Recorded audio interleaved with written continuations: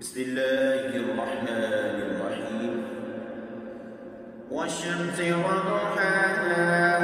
والقمر إذا تلاها والنهار إذا جلاها والليل إذا يغشاها والسماء وما بناها والأرض وما طحاها ونفس وما سواها فألهمها فجورها وتقواها قد أفلح من زكاها